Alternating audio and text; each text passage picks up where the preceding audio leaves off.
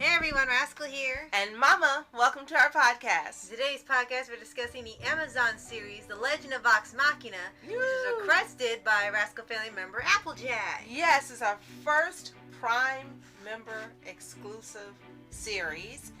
And Applejack not only requested this series for us to review here, but he also requested to join us as a guest star. Unfortunately, he wasn't able to join us on the podcast.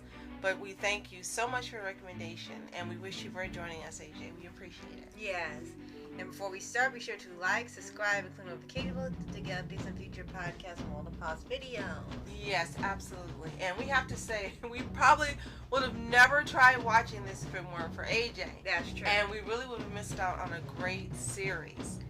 Just thinking about how we really don't watch a lot of things on Prime that are exclusive anymore. We used to. Right. And it's been a while since we actually picked up on a series and followed through. Yes. So we're really grateful that he recommended this, because if you have not watched Vox Machina, you are missing out. Yes.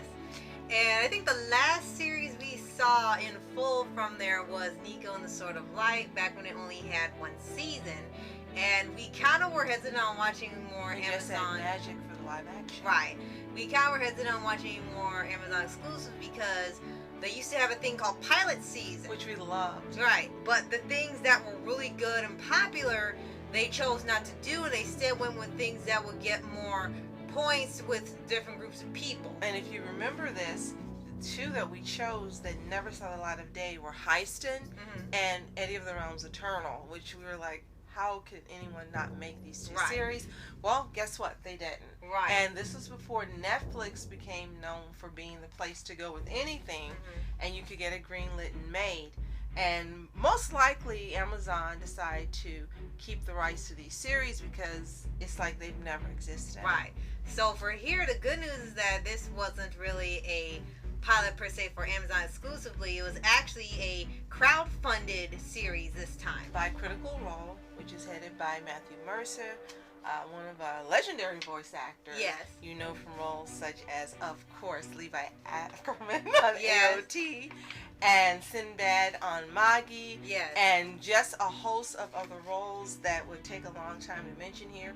But you know who he is, as well as some of the other voice actors that are part of Critical Role. Right. They've been friends for a while. I think there are 8 of them in total. Yes. And this was their baby. Yes. And they've had such a large following in the Dungeons and Dragons community Since 2012. Right. And their Vox Machina series concluded a few years ago. They now have other teams doing shows like Mighty Nine and I think Hell's Bells or something like that. So, but it looks like Vox Machina was the most popular group.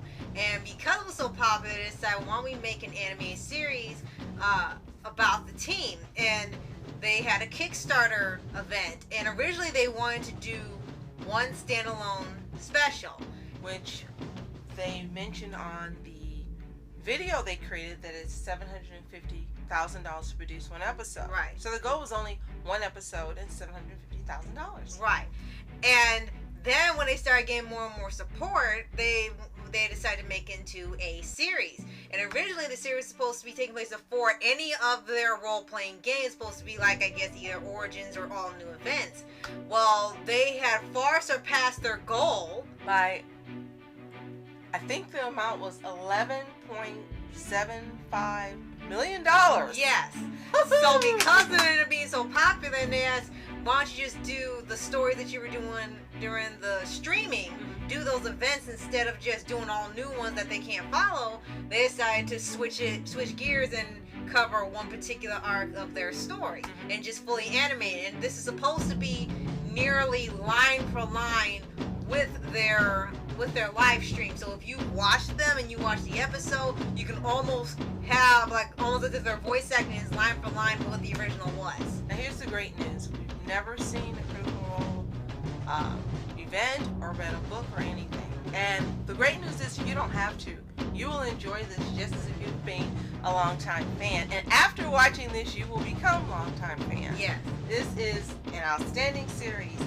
We were a little surprised at the beginning when we first watched it because we have to let you know this series is not for kids. At all. This is not for children. At this all. podcast isn't for kids. No. If you happen to be under the age of 18, under the age of 16, we recommend you do not watch this series. Yes. And that is because the amount of graphic violence and sex that appears in it. Yes, they really don't hold back majority of the time here. But that appears in the beginning of the series, around the first 2 episodes mostly. Yeah. When you get to the third one, you really get into the story and the meat of what the series is about. Right. And that's when it takes off, and that's when you're hooked, and that's when you don't want to stop watching the show. Right. So apparently the first 2 episodes were totally original, just to get people into the story, and the third one starts with them going into what's called the Briarwoods arc for their original live stream. Now, what we learned by watching the video that accompanied the crowdfunding request is that originally Titmouse was supposed to do the animation. Well, thank goodness that Studio Mir took over, because when Studio Mir does animation, everyone gets glowed up. Right? And we saw these characters were glowed up. Yes, Max is hot. These characters were glowed up. The animation is glowed up. And Studio Mir just always does a wonderful job in animation. You know them, of course, for Voltron, Legend of Korra, Avatar, and most recently Dota, and now Vox Machina, and Dragon Prince. Yes. Thank you. Yes. So for here, it's just basically about supposed to be, and in their words, a bunch of misfits, basically for hire. They get paid to do different jobs, and they're in this land of Exandria, and it's supposed to be pretty much the standard fantasy Dungeons & Dragons game, but the twist is that they don't act like they're in a fantasy world. They act like they're in modern day, and they're in a fantasy world, and they're just cutting loose on everything. And amongst this group of 7, there's only 1 human. Yes, and apparently there was another member, but he was kind of left out because of something that happened within the group. There was actually supposed to be some type of anthropomorphic dragon with them too. Ooh. But apparently the one who had voiced them or played them left really early in the events due to personal conflict with the rest, so it ends up just being this main group. But this main group is fun. Yes. First, we'll talk about Grog. Yes, right. Grog, like the ale of old. It's almost made me of Groot, because it's like Grog, like, are you trying to copy that? Yes, and he's the really big guy. He's the muscle. He's the brawn. But he has a big heart once you get to know the character. Mm-hmm. But first you look at him and probably instills fear in those who don't know him. Right. He's kind of, not bright, and that's about it. And he's got tribal markings on him as well. He carries really large weapons. Right. That he uses constantly all the time, every day, without stop. And then you've got his friend Pike, who reminds you a lot of characters from Legend of Korra. Yes. And you can really see the influences in the design, and then actually the characters themselves from the other Studio Mir projects when you see it. They're not one-to-one copies, but you can tell they've been influenced by the shows they've been on and voicing. And she is something like a shaman or a priestess. I think a clergy, I think? Well, probably a cleric like in Equilibrium. That's it. And she keeps contact with, saying ever free, but it's the Everlight. The Everlight. Yeah. I say ever free because it's just them OP. She keeps contact with the Everlight, and this is her source of power, and this is whom she talks to when she gets into trouble, when she needs to go within, meditate, and so forth. And she is an elf? I think, gnome. No, thank you. Yeah. She's one of many gnomes that appear in this series. Yeah, we gotta get to them when we finish talking about the cast. Okay, and next we have Kaylee, who is an elf. Yes. Yeah, now that one you're right on. And she's sort of the girl that can talk to plants and trees type character, only not evil like Poison Ivy, but she's sort of like the really kind-hearted, free-spirited one. And she has magical abilities. And if you've seen Sweet Tooth, the kid that's the star of that, that's how she looks. She has the horns coming out of her head as well. But she's a character who's on a quest trying to complete it so that she can return home. Until she completes that quest, she can't return home. Well, so she's she doing, ends up with Vox Machina. Yeah, bang up job, getting drunk first episode. And then you have Scanlan, who is also a gnome, yeah. A gnome, and Scanlan is scandalous. I guess that's the joke in itself, and he is into anything and everybody. Don't matter who they are. He has a rainbow jock strap on his crotch. Like he plays it's not a guitar, it's a lute. He plays the lute, and he sings these crazy songs. This should never be on TV. you're like this couldn't be on TV just for him alone. Like, forget the violence and everything else. Scanlan can't be on TV. Period. And first, you get this impression that he's like Mineta. That's what he reminds you of. But you learn, like Mineta, that he's serious about working as a team with them. That when it gets to the wire, he gets courage, he can defend himself, and they can rely on him to do things to help them out, which was really great character development, especially for us since we don't know anything, of course, about the original books and writings. You get to know that, despite all of this, he's just being himself, but he really is a reliable team member. Right. And then you have Vax and Vex, the twins. Which?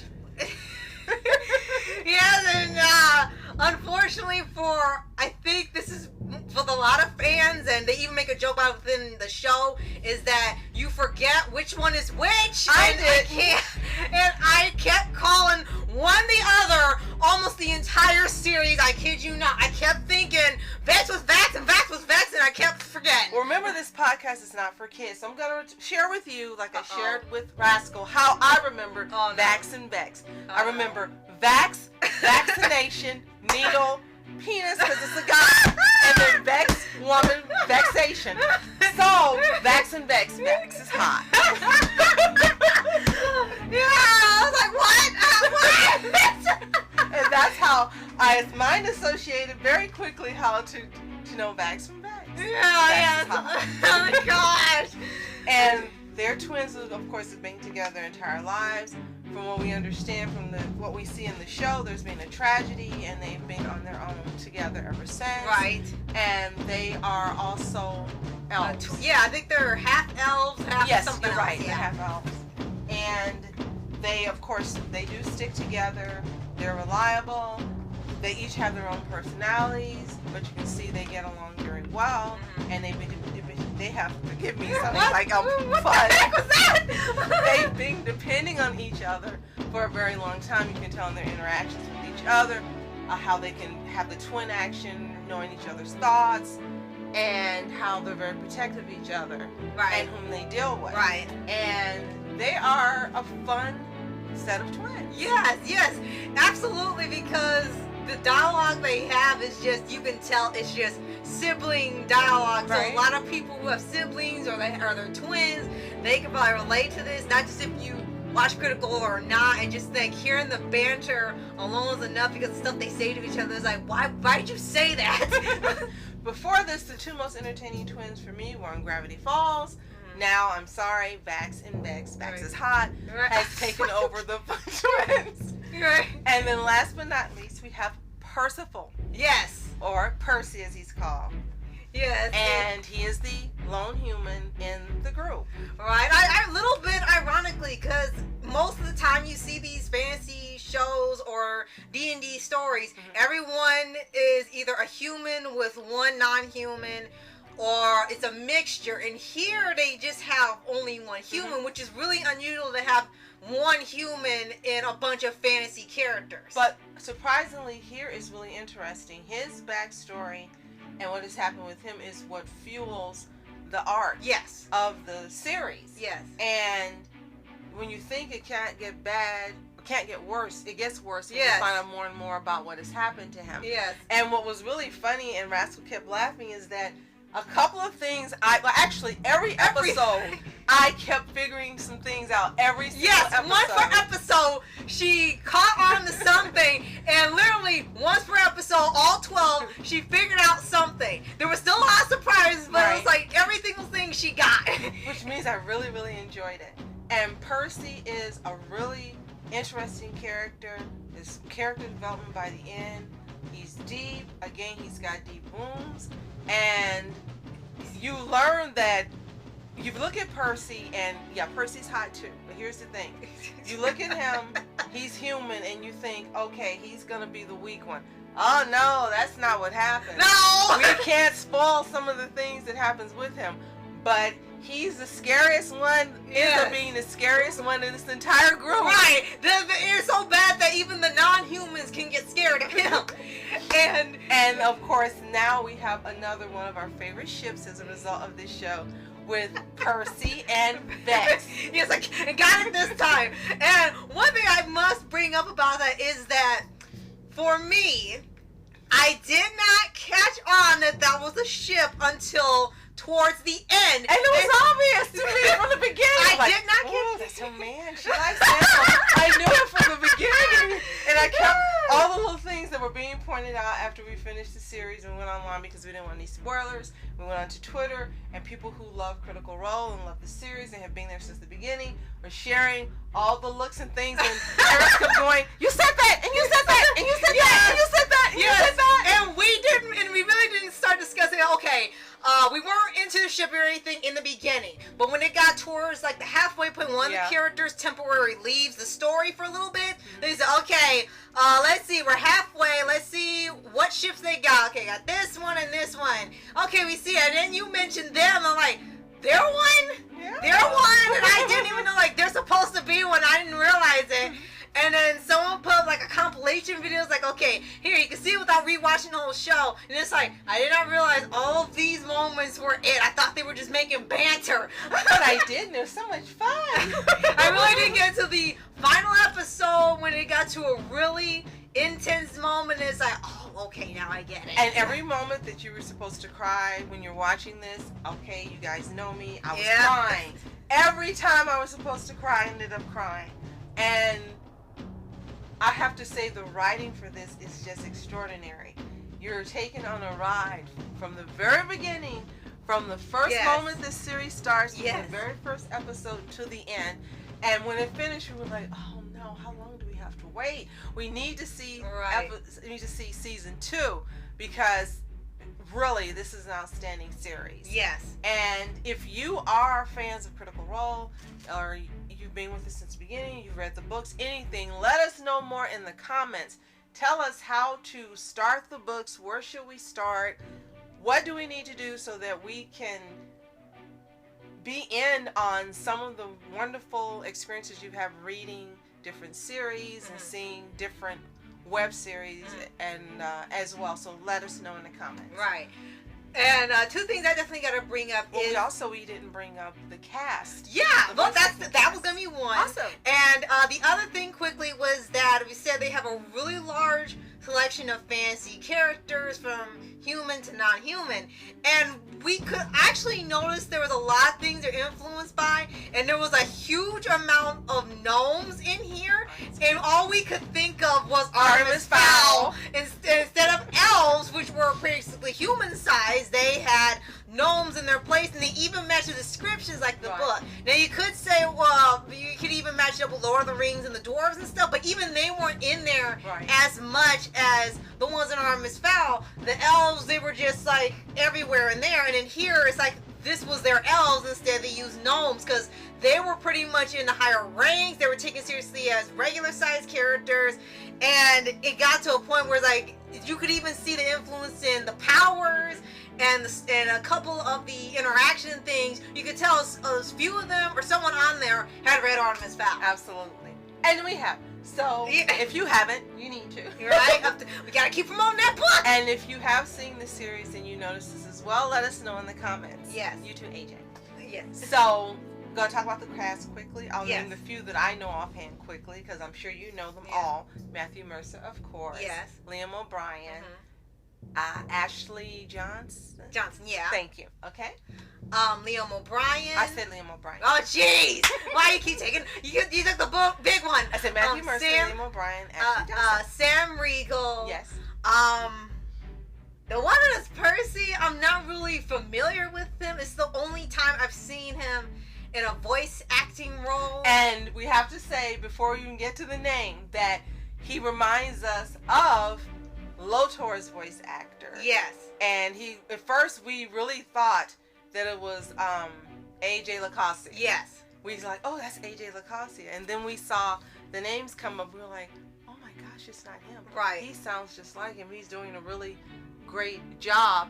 Not just because he sounds like him, but when you see the character's design, he reminds you of Lotor. Right. So it's clear that that was an influence as well to some extent. Right. Because that's what you think of as soon as you see this character and as soon as you hear this character. Vax is happening. Right.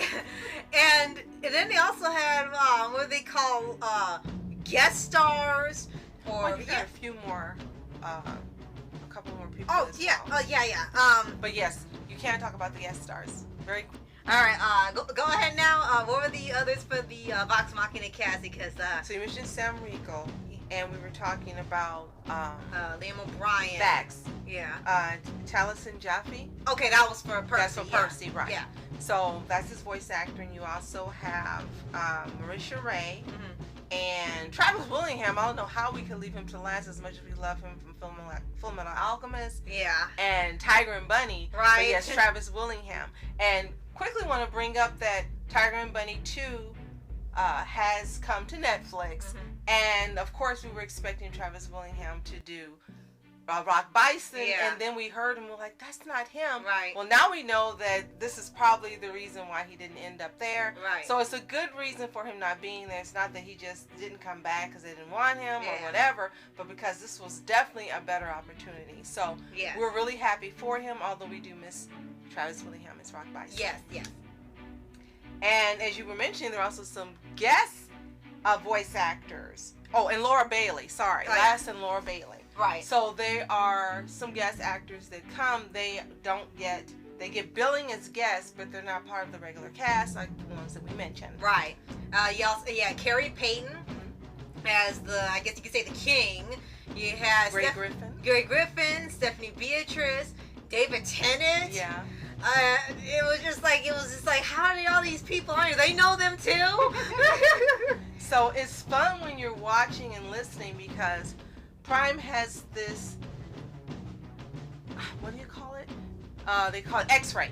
Yeah. And what it does is when the character's on screen, it shows you the voice actors beneath who are portraying them. It has their little, their name, the character they're portraying, and their, I guess, promo picture that they use. Yeah. So if you're ever not sure who's voicing whom, well, X-ray tells you right beneath. And it's a really great thing to have because you're not constantly going, I wonder who this is, or stopping it, or maybe trying to look it up. Mm-hmm. It's right there for you on screen. And another thing that really makes it great about it, if you're not familiar with them, well, by the time you finish watching a series or a movie, on there you will fully be aware of whom the people are participating. So I think it's a great feature to have. Yes. When you're watching a series, especially an animated series. Yes. And with all that, the story itself is fantastic, but we really don't want to spoil anything. Just the main arc of it is the Briarwood arc, and like I said, involving Percy as well. And it's only 12 episodes, so it really covers the first campaign pretty quick. Mm-hmm. And of course, it does end on a cliffhanger. And they will be having a second season. It's already been renewed before it even came out. Next year, it will have a second season. Yes, and we can't wait to see it because it's definitely going to be awesome. This season here, if you haven't seen Vox Machina, again, check it out on Prime. It's exclusively on Prime. Hopefully they'll have a DVD coming out maybe at sometime in the future. That would be great so that you can buy it and you can relive it all over again. Yes. But if you haven't seen it, go to Prime Video. If you have seen it, again, what are your thoughts? Tell us in the comments. And if you are an original fan of Critical Role and their work, again, tell us more of what we can read and the order we can read in order to be fully prepared for season 2 when it returns. Yes. And if you haven't already, subscribe for updates and weekly videos on your favorite anime series, animated shows, and all things animation. And season 2 of Vox Machina. Yes. So we like to say, before we finish, thank you so much, AJ, for recommending this and asking us to watch it. Yes. And we hope that even though you weren't able to participate in this podcast, that your next recommendation you will be able to. Yes. And you have recommended an anime to us, so whenever we get to see it and watch it fully, we definitely love to have you on here. And we're looking forward to seeing that and to having you as a guest as well. Yes. So, thank you so much for watching. I'm Ask Entertainment. And I'm Mom Entertainment. Have a fantastic day. Peace. Vax is high.